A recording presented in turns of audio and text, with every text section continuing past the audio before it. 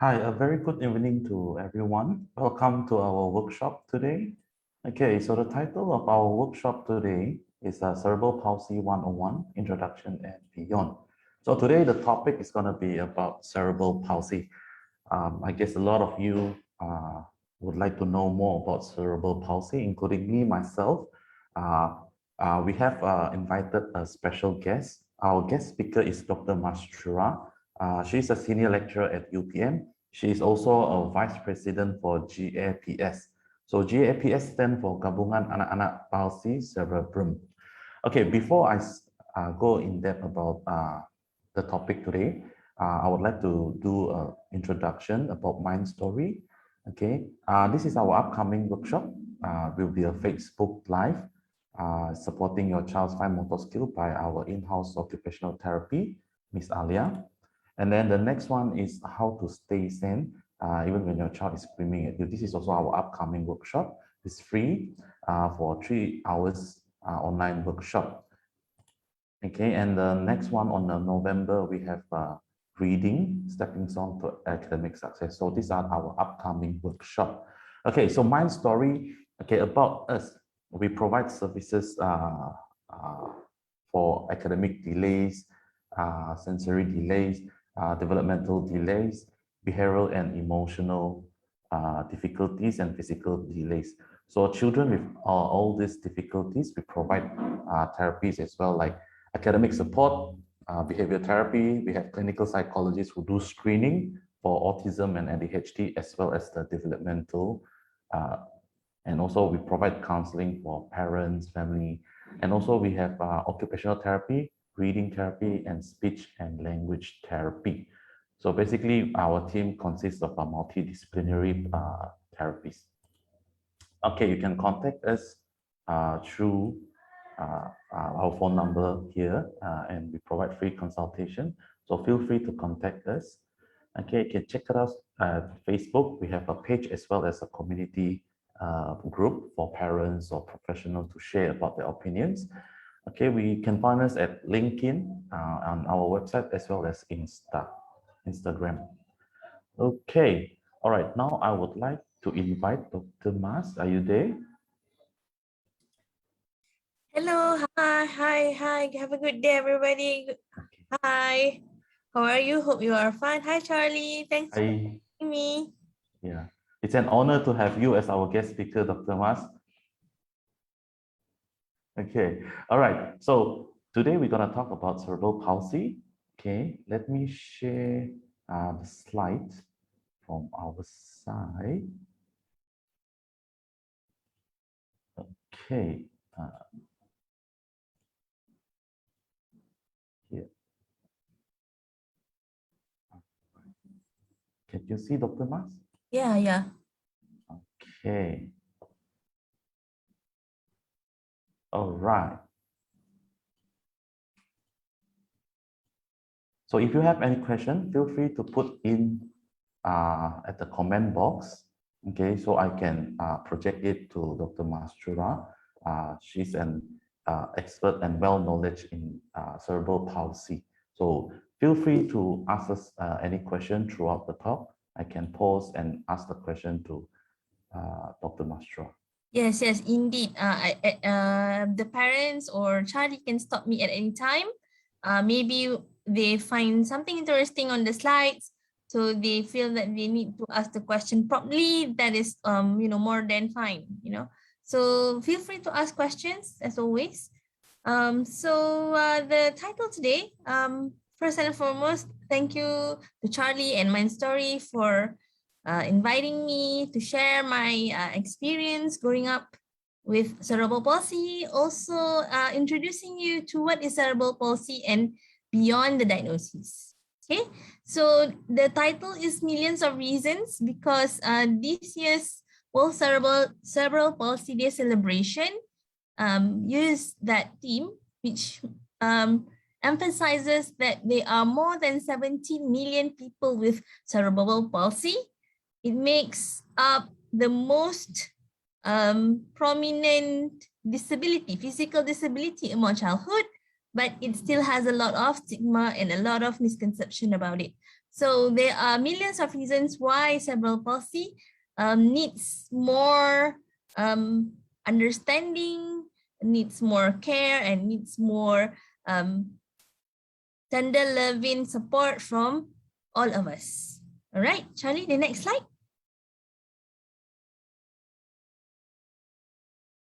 So this is the theme for this year's World Cerebral Palsy Day celebration. So this celebration was first initiated by the World Cerebral Palsy Foundation. One of the reason being they want to emphasize that hence cerebral palsy has the largest community, or the largest community among childhood disabilities. There should be more understanding, there should be more collaboration, there should be more care about the needs of people with cerebral palsy. All right, so next. And it is held 6 October every year. So cerebral palsy is a group motor conditions that causes physical disability primarily in the main areas of movement, primarily in your upper limbs, lower limbs, can be also in your trunk or abdominal, as well as your oral muscle. Next. So out of 300 children in this world, out of 300 births in this world has a CP diagnosis, which happens due to brain injury to the parts of the brain that control movement, right? So when people talk about cerebral palsy, people think mostly CP is uncommon, but actually it is the most common disability among children. So 1 in 300 births has cerebral palsy. So more attention should be given to ease the participation of people with cerebral palsy so they can get equal opportunity like others. All right, next. So these are among the not to say side effects, but these are among of the characteristics that comes with cerebral palsy. Because of cerebral palsy, a lot of people with cerebral palsy, i.e. 1 in 5, cannot speak. Yes, they cannot speak, but that doesn't mean that they are not brilliant. 1 in 2 have intellectual disability. Yes, but about 51% or 52% of them has equal or higher IQs than a typical person. Even if they have intellectual disability, they should have been given an opportunity to learn because they can learn, even though they learn quite differently from typical individuals, right? 1 in 4 has epilepsy, 1 in 4 has behavioral disorder, right? 3 in 4 experience pain, 1 in 10 has severe vision impairment like me. Due to cerebral palsy, I also have quite significant vision impairment, right? 2 in 3 has arm movement limitations, right? Like me, I have diplegic cerebral palsy, which primarily affects my legs, but it is also affect some function of my hands. Okay, all right. 1 in 4 has bladder control issues. This is very common for CP to have these characteristics, right? 1 in 25 has hearing impairment, and 1 in 3 has ambulatory equipment. They use a lot of supportive equipment in order for them to move about, in order for them to function better. Yeah, and 1 in 5 has sleep disorder. Okay, next.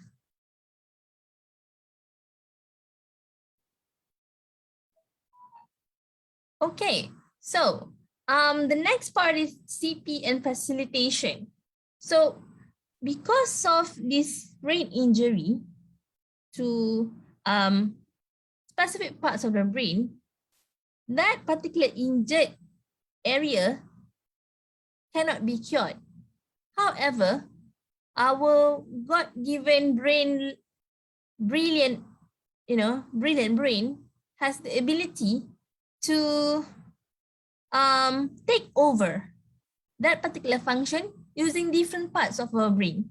That's why, besides advocating for cerebral palsy and for the disabled in general, I'm also interested in neuroplasticity, the ability for the brain to actually find ways to recover, even though it might not be in the same area, but it will find ways so that the brain can give better instruction for that particular function, which is for cerebral palsy, for that motor function. Okay? With the right intervention and facilitation, it can reduce cerebral palsy complications, the complications that I have mentioned just now, right, from the epilepsy to the vision impairment to behavioral issues into learning disability. So it can reduce that particular complications and allow CP individuals to become more independent, right? It is not easy, even for me. I'm in my 30s this year, right? And I have been sticking to my therapy for all my life. In fact, this morning I just came back from my physiotherapy, right? So it has been a very long journey. But as I grew older, I realized this therapist has been a very lifesaver in terms of maintaining my function, improving my functions, so that I can try my very best to participate in the society in my own way. All right. So next. All right, Doctor, before we go to the next slide, I have a question. You talked about the brain plasticity. Yeah, neuroplasticity. Yeah. Neuroplasticity. So meaning that if can you like elaborate a little bit? You want me to? Okay, yes, neuroplasticity. Please. Neuroplasticity is a situation where whenever any parts of your brain lost function due to some injury, right? It will find a way to plaster itself, maneuver itself into a non-injured area with repetition, with intervention, with behavioral. Because the thing is, you have to make these like these therapies like a habit, so that that signal will say, okay, this is the new area of the brain that will help me to basically transmit the signal from my brain to my hands, for instance, or from my brain to my feet, for instance. So meaning that by attending therapy, it can help in terms of neuroplasticity. Yes, definitely. So meaning that they can learn using with what they have, but with neuroplasticity, like they can learn a new way to cope. Yes. They basically, the brain learn itself, like relearn to cope. Relearn to cope with the new area of the brain that is not injured. Okay. For example, like if you have difficulty on the hand, you attend occupational therapy. That's where the therapist will teach you how to stretch, how to work on your fine motor skills. Yeah, definitely. Because yes, for neuroplasticity to work, you have to basically, you can read. I mean, I encourage parents to read medical journals, right? If you do, for example, physical therapy or occupational therapy repeatedly on a set, for the long run, it will definitely find its way to tell your brain, okay, you have to adopt this function. Let's find area of the brain that can basically replace the injured area. So they can compensate from injured area? Yeah, they can compensate the injured area. Okay. And basically relearn where exactly the signal can be transmitted from the brain to our limbs or our trunks or our oral motor.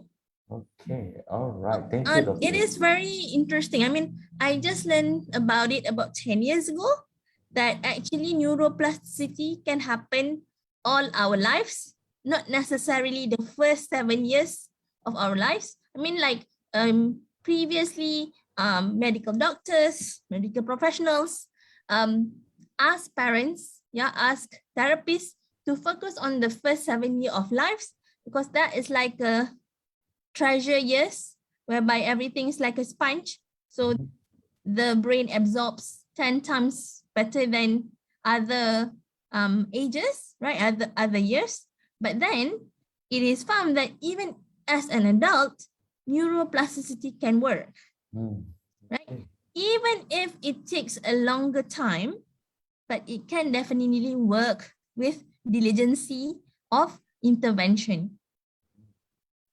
Okay. That's why I'm very interested to know. I mean, I'm very interested to find out that Mind Story have multiple facilities, multiple services to help people with this cerebral palsy. I mean, most of your services here can also cater for people with cerebral palsy. All right. Okay. Thank you, Doctor, for the explanation. All right. Okay, so facilitation is very important. And I think one of the ways that parents have to realize from early on is to start this facilitation as early as possible, to start this intervention as early as possible, right? Even though, as I said, neuroplasticity can help throughout lives, throughout our lives, it can happen throughout our lives. But of course, if you start early, you can reduce the amount of complication, because as, let's say, for example, you have a typical child, right? You have a non-disabled child. Even the non-disabled child will absorb everything at the earlier ages than the later ages. So it serves the same concept, right? So next. So myth versus facts. All right, can we go one by one?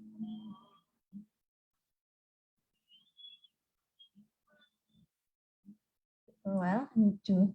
Okay, so myth. Most cerebral palsy causes by lack of oxygen. So when it comes to cerebral palsy, you have multiple factors that can happen before birth, which means in the womb, during delivery, and after birth.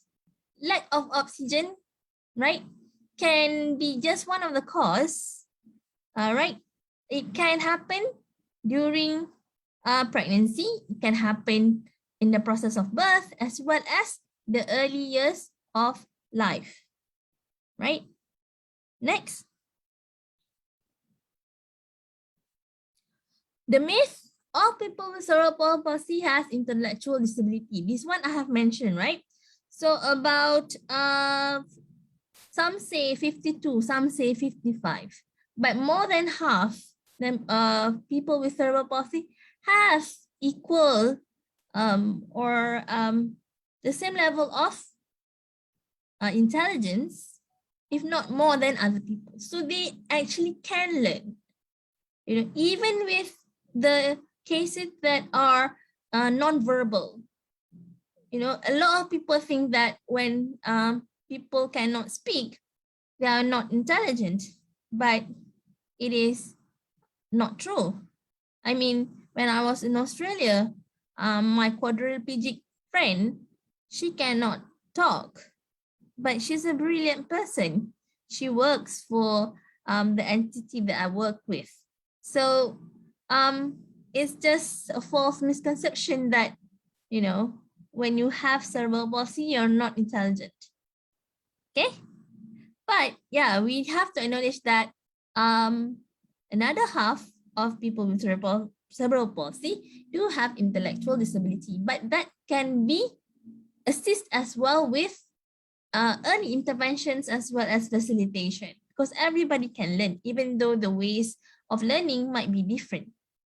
Okay, next. So the next myth. Most people living with cerebral palsy are going to die very soon or do not live long. But to the fact that most people with cerebral palsy will grow old. And I think this is a very important fact because even the medical field has more emphasis of cerebral palsy as children, as a child diagnosis, but not many hospitals, particularly in Malaysia and Asia, focuses in what does it mean by being an adult with cerebral palsy, because most of us can live, until 60, 70 years old. If you, I mean, based on my observation, because I become a member of a Facebook group, CP Facebook group, like globally in America, in UK, they live like, 70, 69 and have, children and, live like almost a normal life, right?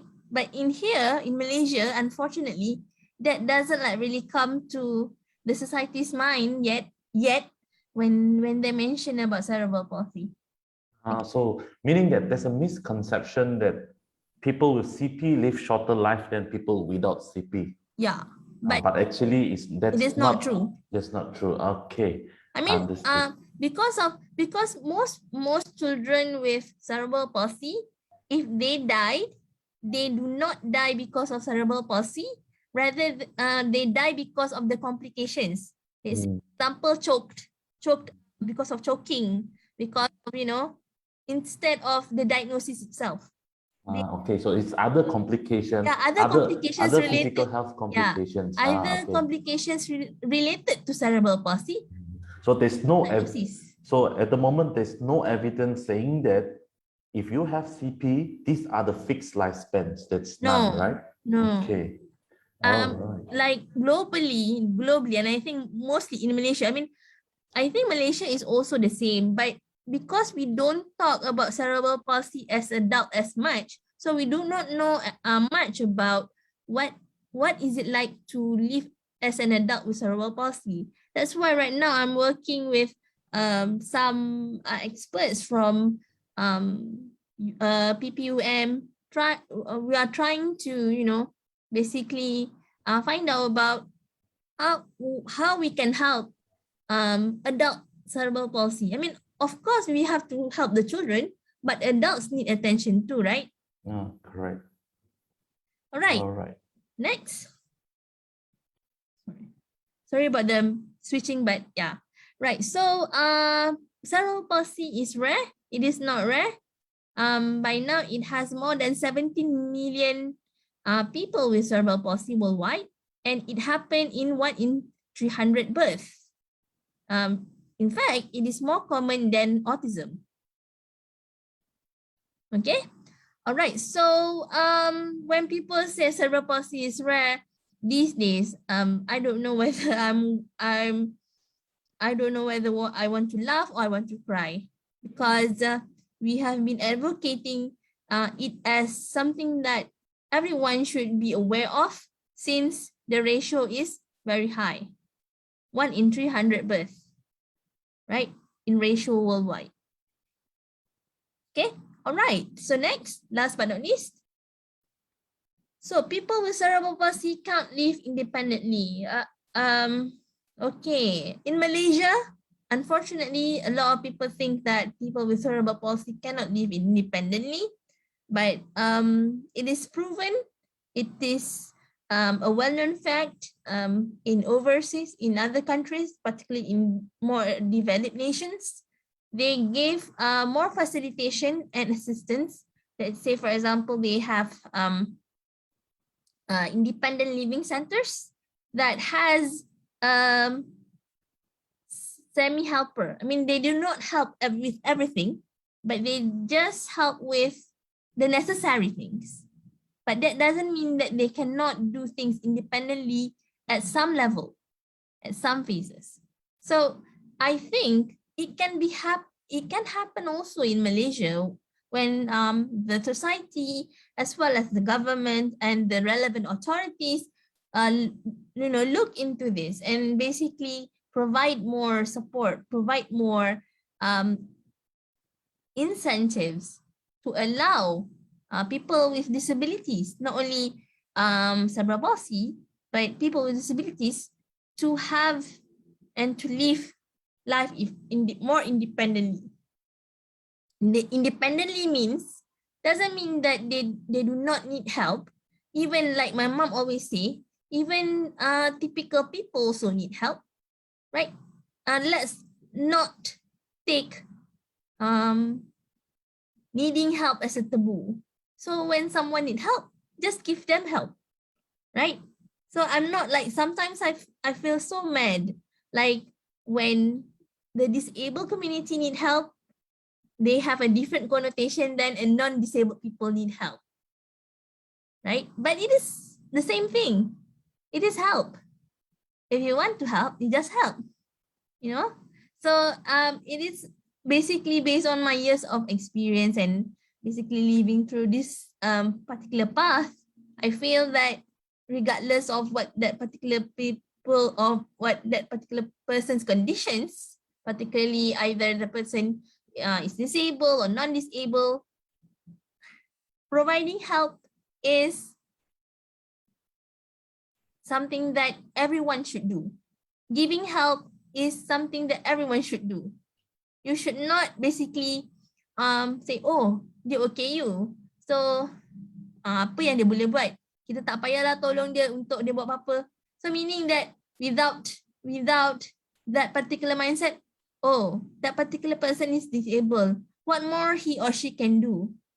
Why we need to help them? Because they cannot do anything, right? That kind of mindset really, I think for me personally, really hinders the actual potential that everybody has, regardless if you are a disabled person or a non-disabled person. More also for cerebral palsy, okay? Because cerebral palsy, many people, particularly in our society, associates them with not being able to do anything. But then, if given the correct support, if given the correct facilitation, we can be a more active members in the society, right? Yeah, I do agree with you, doctor, because I myself do experience when I'm working closely with parents, like children with disabilities, sometimes like with cerebral palsy. They do always have these questions like, can my child live independently? So thank you for sharing this part, because I do encounter this as well. Like in terms of independent, whether or not the child has special needs or disabilities, regardless their disabilities or not, asking for help it will be the same. It will be the same whether your particular child has a disability or not, or whether has a disability or not. Asking for help and needing help is a universal need. Yes. So there's no difference between you want to serve who. Yes. Correct. The most important thing is, the most important thing is just doing it. It's just, yes, correct. Reaching out, and then this is what I always encourage parents to reach out, and so that we know what type of help you need. So it really, regardless any types of disabilities, even normal people, when they ask for help, for us to respond, it will be the same as with the child or adults with disabilities. So this is the thing that I always told parents. There's a different, like independent, it's really have to see based on the child's ability. Yep, okay? yep. I mean, even like I said, even a typical child need help. You know, I don't know why is it like so taboo for our society to talk about helping. Because helping is universal. Either you give help or you need help. Yeah. Vice versa, you need to acknowledge that you need help. And when you need help, you say so you need help. You identify what are the areas that you need help about. And you find, you know, the the experts or you find the correct person that you think that can help you. There's nothing wrong to say, I need help. Correct. I ask for help, every day, Because the thing is, like, so let's say, for example, just simple daily example, like I commute to work using Grab, right? Because I live on my own. So I commute to work using Grab. Every time I feel like I have to educate the drivers and say, okay, sir, can you wait for a little while because I need to carry my bag, so it may take some time for me to set up the bags and balance myself. So most of the time, once we have explained to them, they are pretty much okay. They are okay, just take your time. I'm sorry that I don't see this prior. And then I would respond, there's nothing to be sorry about. Thank you for helping me. Right? So because the thing is, like, sometimes people feel sorry that you have a disability. Like people say, sorry lah, I tak tahu you okay you. Or sorry lah, or I tak tahu you ada CP. So for me, there's nothing to be sorry about. It's just part of life. You just have to basically keep educating people and don't get discouraged when people stare or people say something negative about you or your children or your child, your specific CP child. I mean, use the opportunity to educate them. Use the opportunity to educate others. I mean, of course, it's very taxing lah sometimes, I have to admit. Sebab because you have to repeat the same thing again and again and again, almost like a tape recorder, Like whenever I speak to my students, sometimes, I don't say it out loud. To my students, I have a disability. Not because I don't own my disability, it's just that I don't want them to think that I'm incompetent because I have a disability. But for those who already do know, they do know. I mean, I don't basically say, hello, I have a disability, no. But let's say, for example, they see me carrying my backpack and they say, oh, doctor, you seem struggling, so can we help? So I will give the opportunity for them to help. Or let's say, for example, sometimes I will ask for help, right? Even without them asking. It's just like, of course, for some people it can be taxing, but for me, I just take each opportunity, whether it's staring, whether it's talking bad, whether it's not responsive to something like an educational kind of opportunity. I mean, I don't see it as something too negative. Of course, you can about it, right? But then just look at it as an opportunity for you to Right. lighten them a bit. Yes, and learn something new because likewise, I do experience this going out helping and then also to break the stigma, and so that the moment the stigma is there, but we just want the community to be more receptive, to be, yeah, it's okay that you don't help, but as long as, I mean, it would be nice if we can help, like reach out. So I might not be able to help you, but I might know someone who can help you. Yeah. It is just like that. I mean, for me, I don't expect everyone to help me. Maybe sometimes they don't have the capacity to help me, for instance. Correct. But maybe because they know I have CP, for example.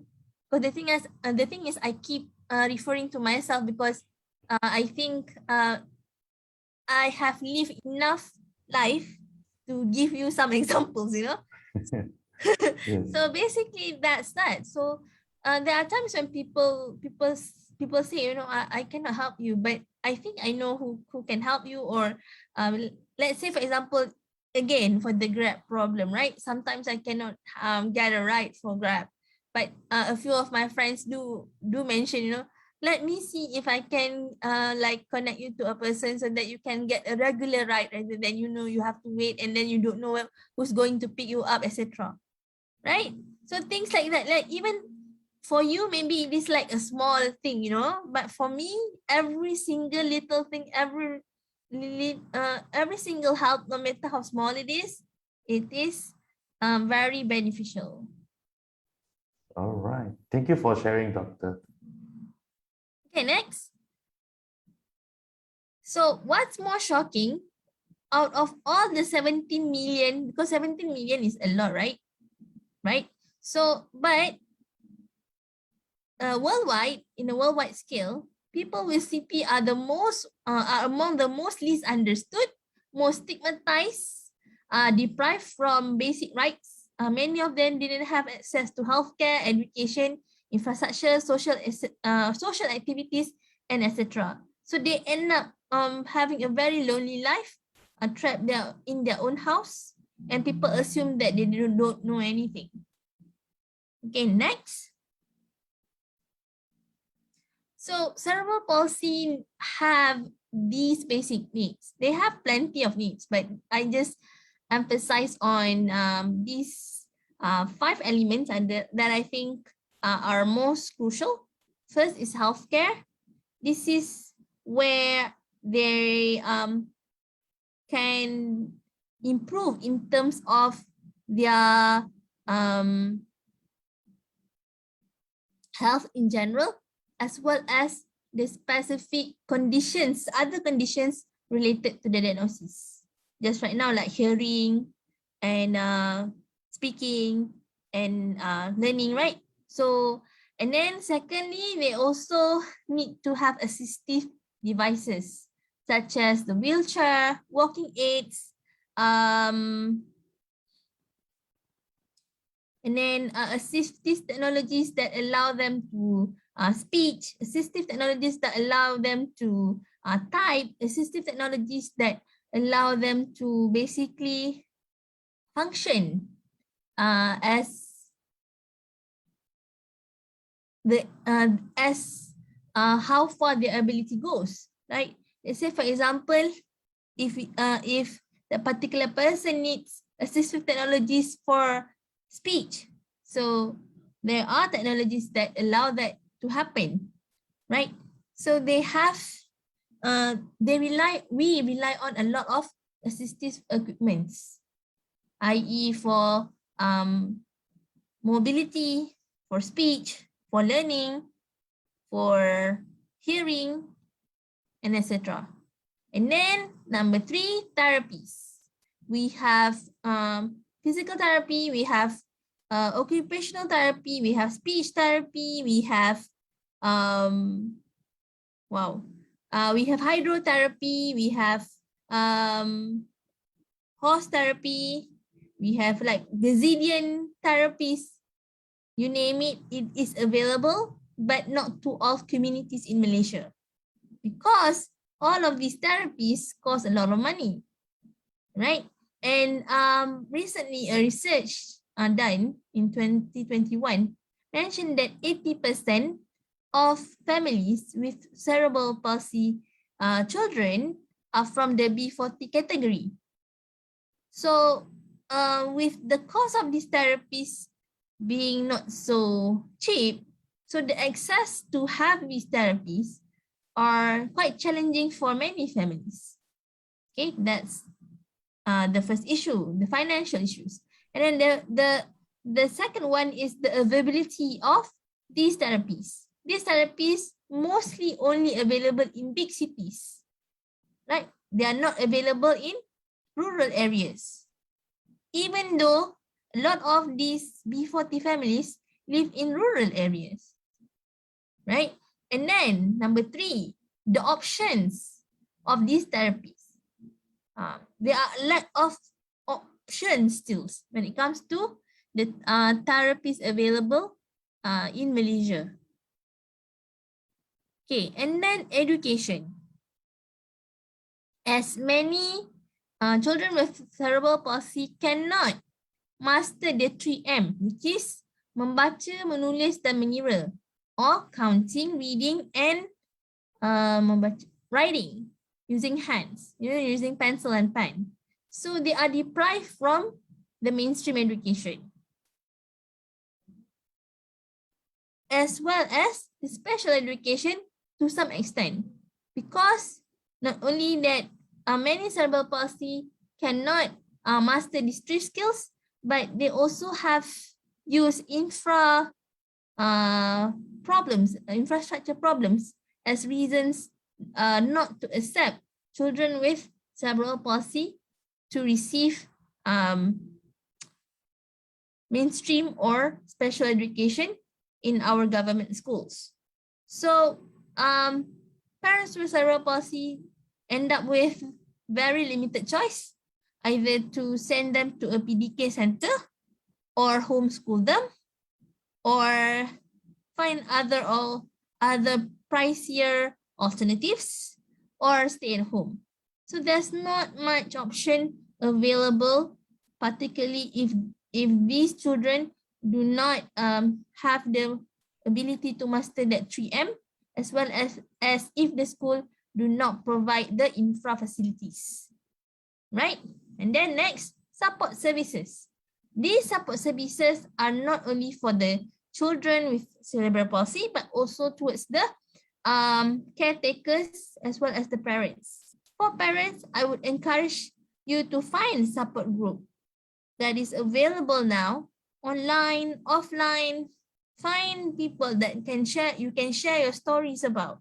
Find people that you think has the resources to help you, to provide options for your child, right? Let's say, for example, even GAPS has our own private group that consists of parents, that consists of adults with cerebral palsy, that consists of therapists, that consists of experts, that consists of rehab facilities, dealers, therapy centers. You know, they are all there in the group. And whenever you have questions, you can seek support from them. Also, I think it is very important as well for the government to acknowledge that people that or parents that take care of special needs children or people with children with disabilities, regardless of the diagnosis, need, you know, larger mental support, need larger financial support for taking care of these children, right? Need to have better access to facilities that will help them to take care of their children better. Let's say, for example, insurance. Due to their child having disability, their child is not eligible for insurance, right? So that is something that you know, the government and the policymakers has to think about.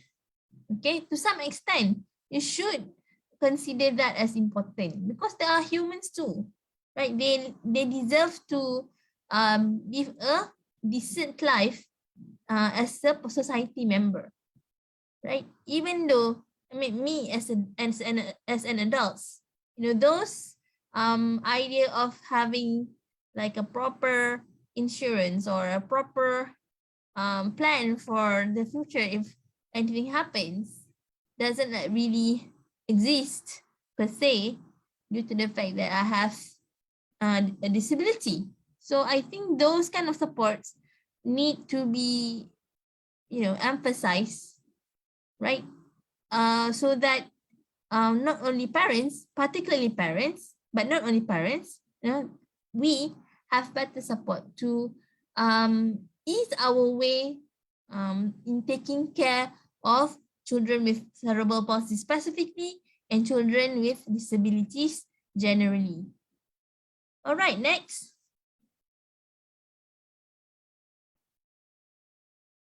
So why are these needs important?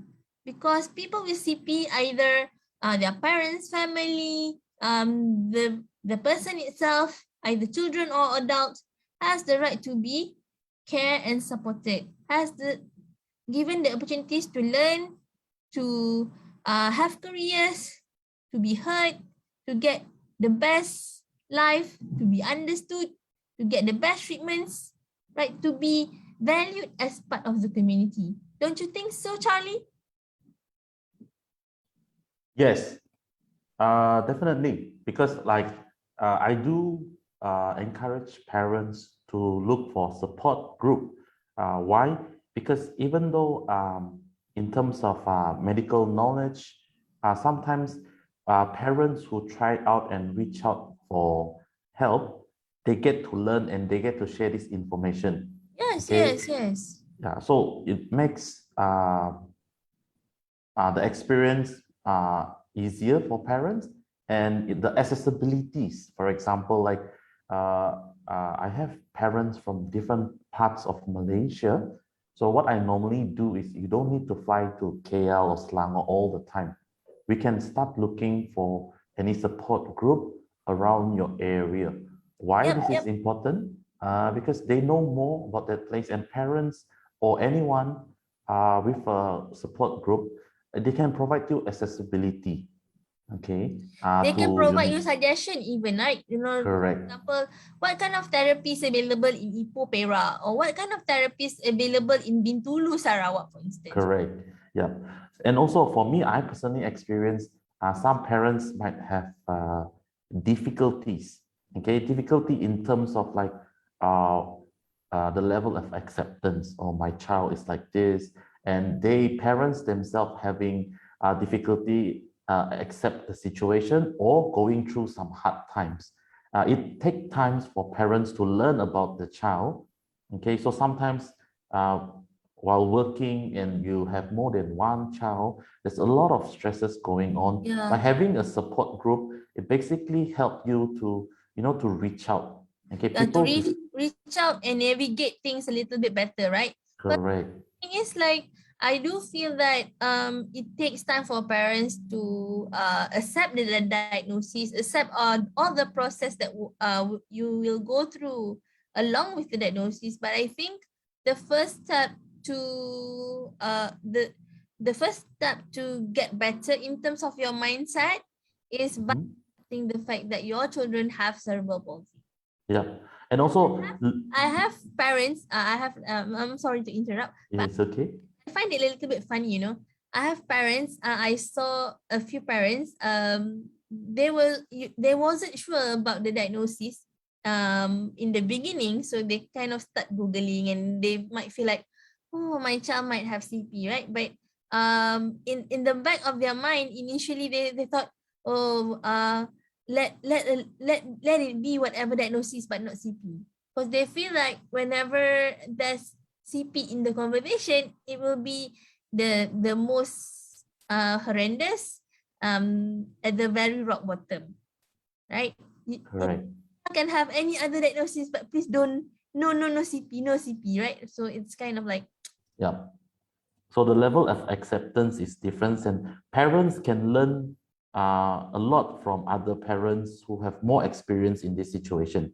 Yep. Okay, and then by sharing information, coping strategies, the level of acceptance, and also the most important thing is to let parents out there know that you are not alone. That's the most important thing. I mean, Correct. it is not just for parents. It is also for particularly for CP children that are growing up. They need to know that they are not alone growing up with that particular schedule, that particular condition, that particular process, so that they won't feel so lonely growing up. Because during my time, because that was in the 80s, growing up, right? So we don't have much support group per se. So I end up feeling not to say lonely, but very, very much isolated from a lot of what my friends would do, things like that, because even during the weekends, my parents will focus on the therapies, and we basically go all around to seek for remedies, to seek for, let's say, for example, whenever people say, oh, so you go massage here, you go acupuncture here, you go this, you go that, my parents will basically go everywhere to make things better for me, right? So yeah, so having that support is not only important for the parents, but it is also important for the children, knowing that they are not alone in that particular process. Correct. And also it helps parents in terms of finding therapies around you. Yeah. So like a lot of time, we're not sure where to go or what to do. So by having a support group, not only parents benefit, children benefit, but also as a community, we Yeah, learn how to facilitate people with cerebral palsy. I think what GAPS has been done for the past few years, I think has been very fantastic in establishing support group whereby the group members can ask almost anything related to the diagnosis, as well as providing emotional support for the parents particularly, Correct. right? Correct. Yes. So next. So parents and caregiver support. This is an extension to our mentioning just now. So first and foremost, you have to basically convince the family. Apologies for the typo. Immediate family members, your extended family members. First and foremost, to get things clear. To get things clear, you have to make your immediate family members on board and accept the diagnosis, because you cannot control your extended family members to accept the diagnosis, right? I mean, it is fortunate for some people to have extended family members to understand your child, but the most important thing is to have immediate family unit to understand the child's needs and being able to facilitate it in the best way possible. Okay, family members are all important, particularly your immediate family members. The NGOs, like we mentioned just now, me and Charlie mentioned just now, nowadays you have the internet, you have Facebook, there's a lot of online support groups organized by specific NGO. Let's say, for example, GAPS, we have specific online support group. You can go to our page and find the community there, the FB group, right? The NGO also, like GAPS, organize a lot of related workshops and training related to matters about the diagnosis and support that people and parents can have to enable better participation and integration into the society. All right. So these trainings are not only for parents, but also for caregivers as well as volunteers. So usually these trainings are,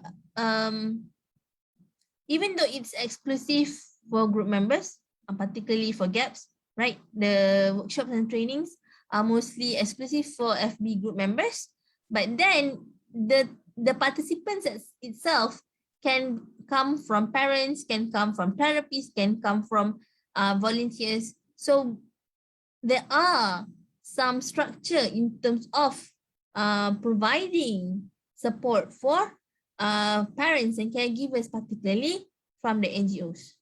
You just have to find it.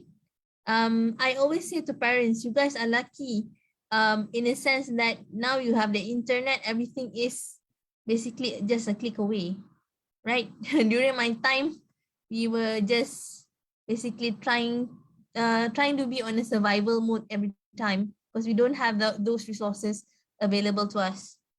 Right. Yes. Yeah, Even guys. now, even now they have hybrid therapy, Yeah, teletherapy, where you can have face one-to-one, face-to-face, or you can do it over the internet. yeah. You can basically, you can have also home-based therapies, like GAP also have these home-based therapies whereby parents can view the videos, the therapy videos, and these videos are provided by PPUM, by qualified therapists. So actually nowadays you have a lot more options, but I do feel that we need more options. Since like I said, even in Malaysia, actually the percentage of children with cerebral palsy is high. So if you have more options, you can provide more access to different segments of the country. Okay, all right. So in terms of the government and the society, particularly in terms of mental health support for the parents and caregivers, we have Talian Kasih for mental health. And then we also have Malaysian Mental Health Association that provides specific sessions for parents with children with disabilities. Yep. Because they, actually, you can call them, they have specific support group, consists of parents with special needs children that basically they have different weeks, or they have a schedule actually, whereby you can basically join this support group and talk about your mental health relating to taking care of children with disabilities. Correct. So this is where we talk about caregiver stress. It's a thing that parents or any caregivers, if you're providing care or you're taking care of someone with disabilities, can be tiring. So the purpose of a support group, as well as government and society or NGOs out there available to help you in terms of mental health, like we have discussed just now with Dr. Mas, which parents, after trial of different type of therapies, they can get tired. Okay. Yeah, yes, of course. And then you have They to can get tired. correct. And then you have to talk about logistic. You have to constantly provide care. Is my child sleeping well? Is my child doing well? Can my child cope with this? Tomorrow I have to send for therapies, different places. So sometimes caregivers are so focused towards the person that they care for.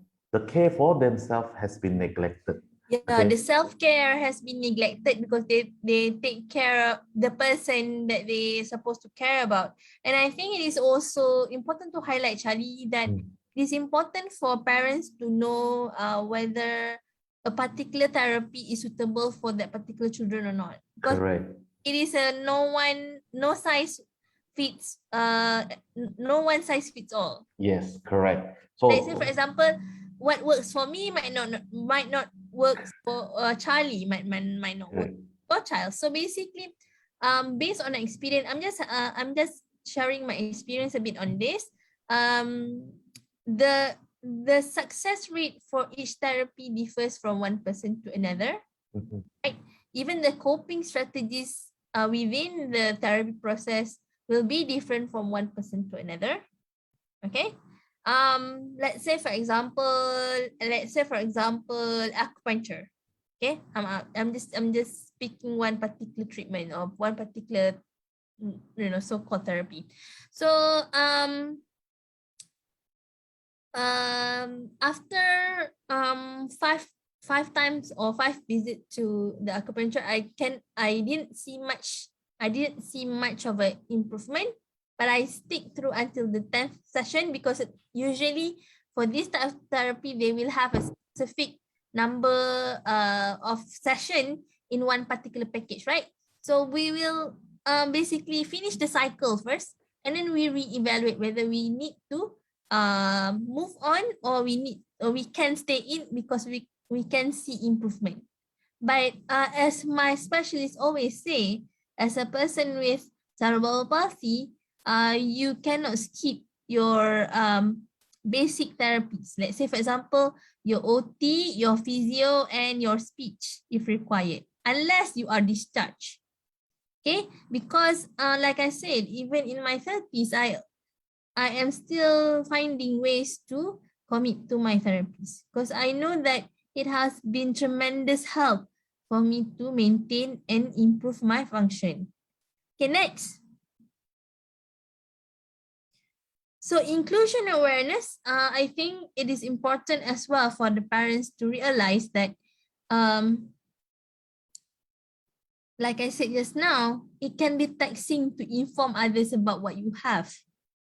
Okay, but by informing others of what you have, you are actually promoting inclusion, because you are actually explaining to others what had happened, a little bit about the diagnosis, how it had affected your life, depends on the questions.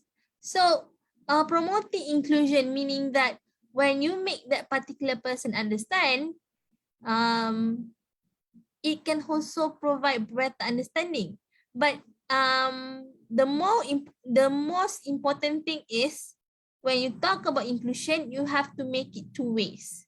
It's not only you have to tell them what is needed, but then they must have the willpower to provide that space, to provide that opportunity. So by having this inclusion awareness, it can promote empathy. With that empathy, it can reduce stigma and negativity towards the diagnosis. Basically, okay, as Charlie has mentioned, I work in a university, right?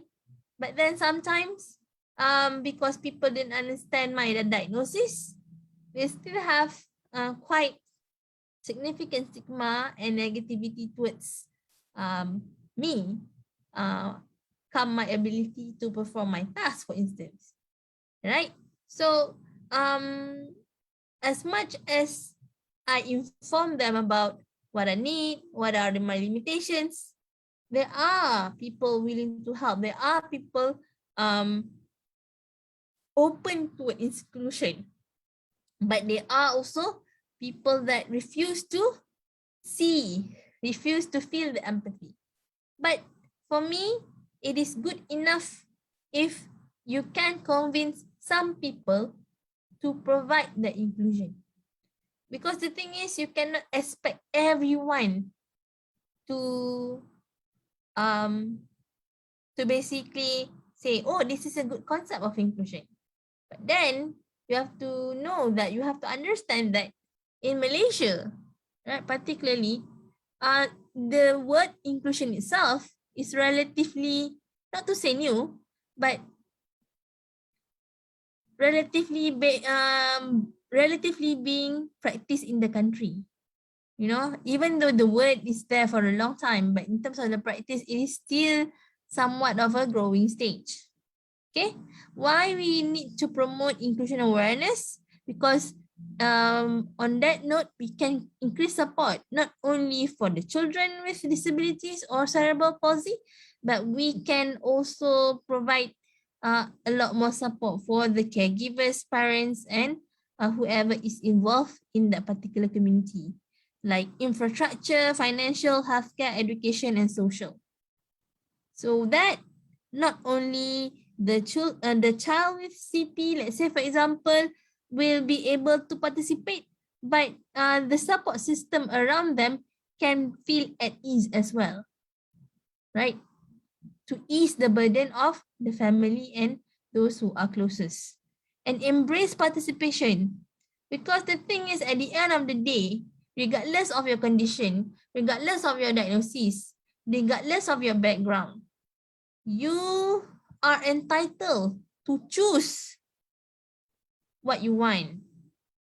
You are entitled for the opportunity and in education, for the area that you like, for the things that you are interested to. You are entitled for the career that you aim for, regardless of your condition. Hence, if you have cerebral palsy, it should not be a hindrance for you, for anyone with cerebral palsy, to choose, to have education, to build a career, provided that they are given the support that they need, the facilitation that I've mentioned earlier that they need. And parents are a huge part of that facilitation. Yes, the government need to support. Yes, the society need to support, but the parents need to do the first move. The parents need to see the potential of your child. The parents need to seek help, seek support whenever they feel that they need support. The parents need to make the first step to allow the children to have the opportunity, right? Yes, like I said, the government, the society, our immediate community, our extended family, all need to support us. But then as parents, you are the one who is the culpable. Like myself, I'm always in debt with whatever my parents, particularly my mother, has given me, because whatever that she has done over the years has made me a person that I am now. The opportunity she has given, the sacrifices she does, you know. So I think as parents, you are actually leading the way of making sure that you are convinced about your children's potential or your child's potential. You are the first person that should basically accept that, okay, my child has CP, so what's next? What I can do to make things better for him or her? Okay. Yes, if let's say, for example, you are from the B40 group, right? Maybe you have less access, maybe you have less financial, maybe you have less of the opportunities, but then it should not stop you from believing that your child is actually having some potential, regardless if that particular person maybe, or if that particular child maybe cannot speak, but doesn't mean that he or she, your child, is less intelligent. I have been, I've been meeting a lot of people with cerebral palsy, kids and adults alike, they cannot move well, but they understand songs. They dance to the beat in their own way. Okay? Maybe they cannot speak, but their minds are brilliant. Actually, when you are patient enough to wait, patient enough to stimulate the brain, their brain can work wonders.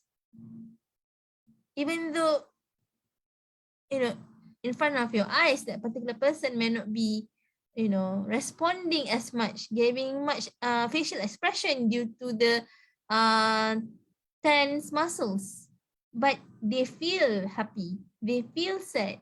And as parents, you should treasure that, have that experience with the child. And I think that's very important, right? And it is important for you as well as parents to get self-care, to acknowledge that you need help and seek for help. Like I said, needing help, asking for help should not be a taboo for anyone. Either you have disabilities or not. All right, I think that's it. Charlie, are there more slides? Oh yeah, for gaps. Yeah. Okay. So that's the first part. That's the end of the first part. And then this one is my introduction to Gabungan Anak-Anak Palsi Serebrum. All right. So next. So GAPS was founded in 2016, but I joined GAPS in 2019, right, to create possibilities for people with CP to have quality of living. So currently we have 9,000 people connecting with us, becoming a member of us, participating in our activities, either online or offline, to support advocacy, to empower and provide knowledge, to promote active lifestyle and healthier lifestyles in the spirit of giving to the CP community. We want to empower the CP as a community in Malaysia, right? Next. So this is the GAPS team, consists of all the committee members, Madam Rafida, myself, Madam Aisha, Madam Azila, Madam Manju, Madam Fazila, Madam Intan, right?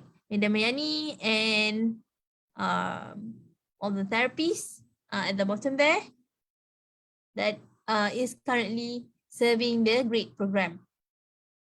Okay, all right. Next.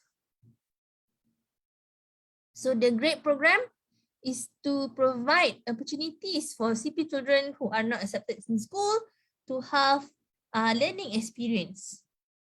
Okay, because currently the GRADE program partake the IGSE syllabus.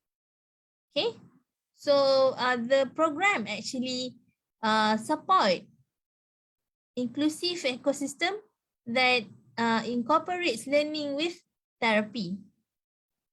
Right, next. So this is Gaps in Glance. We have the GRADE program, which promotes education for the CP community, particularly for children that has limited choice to go to school. Besides academic program, we also have therapies incorporated. We also have ADL, yeah, the daily living activities, right?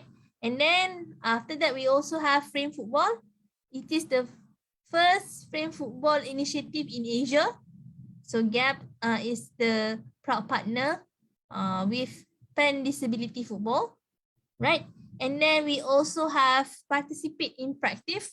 This is particularly an interesting project with us and initiated by TPUM to provide basic home therapy program that I've mentioned just now.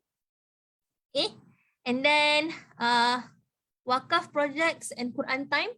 Wakaf projects is where GAPs basically raise funds to provide Wakaf, which means free, given equipments to less fortunate families, as well as we have also Quran time to provide opportunities for children with cerebral palsy to learn the Quran in a more holistic way, suitable with their ability. And then we also have rehab library, disability and rehab library, where this is our next project, where we plan to allow borrowing of resources and equipments related to CP, the rehab equipments. Okay. Basically, there are 4 points there, but I just make it short. So basically, the disability and rehab library consists of resources, which means reading materials, rehab materials, repair and modification of equipments, as well as research collaborations. Okay. All right. Last but not least, capacity building. We have awareness programs. We have a volunteerism program, and we have trainings that not only empowers the community, but also empowers the community that works with children with cerebral palsy. All right, I think that's it, I think. Oh yeah, and adaptive decay bar ride. Adaptive decay bar ride, it was done in 2019, whereby all categories of CP participate in a decay bar ride group. I was part of them as well, right? We have shows in UITM, we have shows on TV, TV3, TV1. So we showcase decay bar ride abilities from children with cerebral palsy, whether they can speak or not. Even the bedridden one, we also bring them to the decay bar ride shows. Okay, we also have CP camps and conductive education as part of the capacity building. I think that's it for gaps in the glass. Thank you. Any questions from the floor? Charlie? At the moment, no. Okay. All right. Thank you for sharing, Dr. Mas. It was quite an informative sharing. Okay. I would like to take this opportunity also to thanks to GAPS and also Dr. Mas for being our guest speaker. Okay. And anyone who are interested with GAPS or GAPS, you can check on the comment link I posted the website of GAPS. The So, website, the Facebook page, we are all there to respond to your questions. correct. You just So, basically have to type Gabungan Anak-Anak Palsi Serebrum or correct. Malaysia. You find Gaps Malaysia, and then it will direct you to our social media and website. Yeah. So like what Dr. Mas had shared just now, cerebral palsy is not rare in Malaysia. I personally have encountered a lot of parents with cerebral palsy. Even then, there's a lot of information that we have yet to explore or get to know. So by working with children with cerebral palsy or adult with cerebral palsy, and also NGO like GAPS, I basically learn more about cerebral palsy because there's actually a lot of types of cerebral palsy. There's few types, not a lot, but there's few types, and some of them are quite common. But basically, it's a disorder that affect the movement. Okay, all right. And like what Dr. Mas had shared just now, it's very important for parents to reach out for help. Okay, we can hear from Dr. Mas' personal experience. Whereby the parents like for her personal experience, the weekend is not lonely, but not like any other kids outside. Yeah. So it is So very important. I mean, when you have the chance, give yourself a chance to connect with other parents. Give your child a chance to connect with other children that live the same experience. Because from that experience, you can develop support towards each other. I mean, I wouldn't say during my time it is unfortunate, but I would say that if there are support group, as such during my childhood, it might be much easier to cope with a lot of things. Because at the time, we just go through it just like basically just like a trooper because we don't have a choice. We don't have a choice at all. Because yeah, at the time, um, let's say for example even for therapy in the 80s or early 90s the only available options are only the government hospitals, but now you have like plenty of options. right. Saying that even though now you have plenty of options, you need to know which one is can be the most suitable for your child and etc. Yeah. And also, it's very important for parents out there to know that in this journey of providing care to your child, especially cerebral palsy, that you are not alone. And Yep, there's a yep. NGO support group like GAPS who have a lot of information, and they have a lot of parents with them, and they have professionals. Okay, Yep, and then yep. also to reach out, you can also reach out to my story. You can, my name is Charlie, by the way. So you can set an appointment to see me because what I normally do as a counselor is like what Dr. Mas say. We guide parents, we talk to them, and like cerebral palsy and also counseling. Okay, it's something that it's very stigma. Okay, when people come to me and say that, Charlie, you're a counselor, then they a bit like, okay, counselor doesn't only do counseling, but we do guidance as well. Okay, Yeah. planning. Like what Dr. Mas had shared just now, it's very important for you to know what type of therapy works. Okay, Yep, it yep. might work on One certain person. people, yeah, but it doesn't work on others. So this is where planning become very important. Yes, Okay, yes. what to do, where to go, and this by having a support group or talk to a counselor, basically you can like share your concerns. Okay, if you're worried about talking to uh, your immediate family or your extended family, maybe it can be better talking to a stranger, Yes, yes. or you can reach out.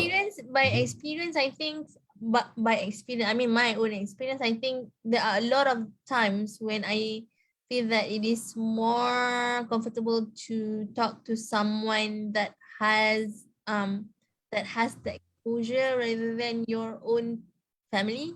Because sometimes not all your family members are are quite understanding enough about the situation. So don't basically just what I want to say, don't be afraid to reach out. Reaching out is very important. Self-care is very important, whether you're a parent with cerebral palsy children or the children themselves.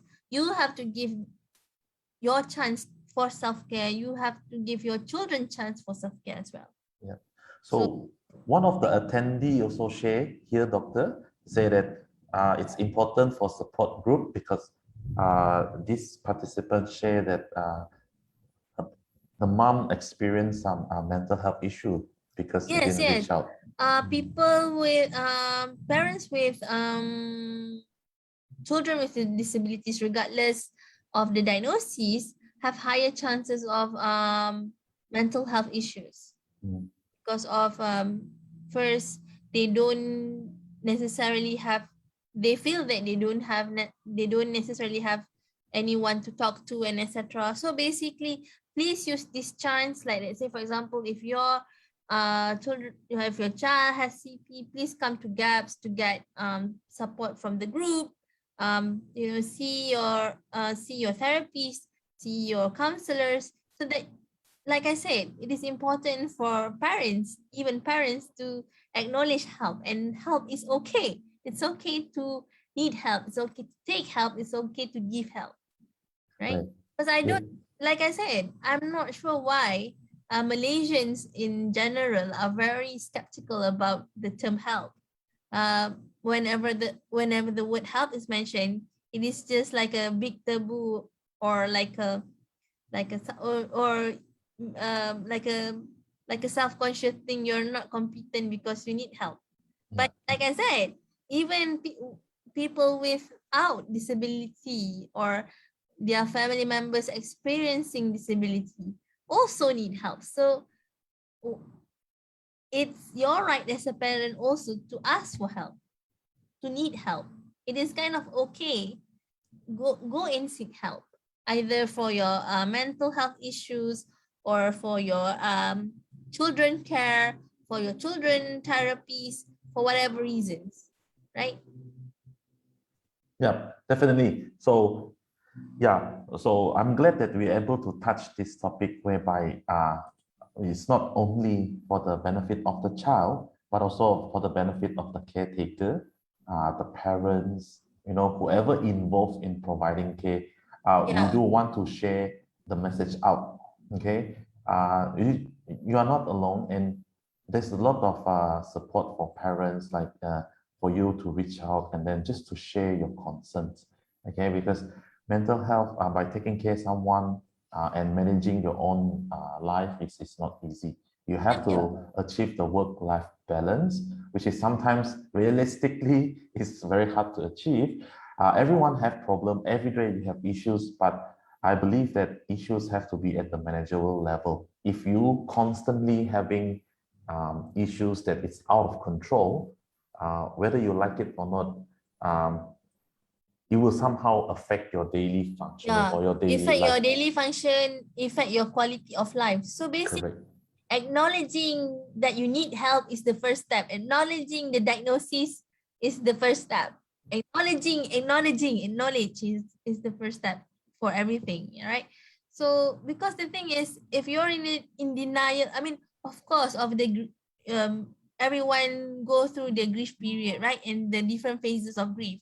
Yes, but after that, please try to accept that and acknowledge that first, your child has a diagnosis, regardless whether it's cerebral palsy or not. Secondly, you acknowledge that in the process you need help. In the process, you need most of the time you need to ask for help. Most of the time you don't even realize you need help, but you need someone to say, someone sometimes will check on you and say, I think you need help. So when people say, I think you need help, don't feel offended about it.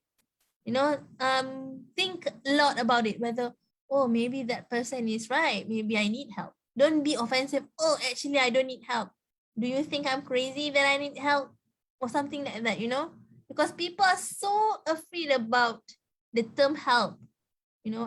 I'm not really sure why, but I do feel that a lot of us are pretty scared about the term help. But for me, being a person that need help, a lot. I'm not scared of that. And I think the word help has been very helpful for me actually, right? To ease my burden, to make sure that I plan my day better, to make sure that, because I acknowledge that I have limitations and I cannot do everything on my own. So, that acknowledgement basically helped me a lot. Okay. All right. Thank you, Dr. Mas. So at the moment, we at the end of our uh, workshop. So if you have any questions that you are shy or you cannot share at this moment, feel free to email us, or you can email GAPS as well. You can follow our Facebook page, you can comment, and if you have a sudden desire to reach out, please do. You can find GAPS and Mind Story, and you can look back at this video about some tips that Dr. Mas have shared, and what to do, where to go, what are the basic needs for children or adults with cerebral palsy. So thank you very much, Dr. Me from Mind Story. We would really thank you for attending this workshop, and then be our guest speaker. So, all right. Thank you so much, and have a good evening, everyone. Thank you so much, everyone. Thank you so much, Mind Story, for having me. I hope whatever that I've shared have been beneficial for you, at least for the starting point that, okay, I need help, so I'm seeking for help. I think that's the very least that I hope this session will do for you. All right. Okay.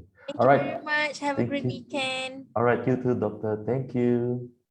Bye-bye. Bye.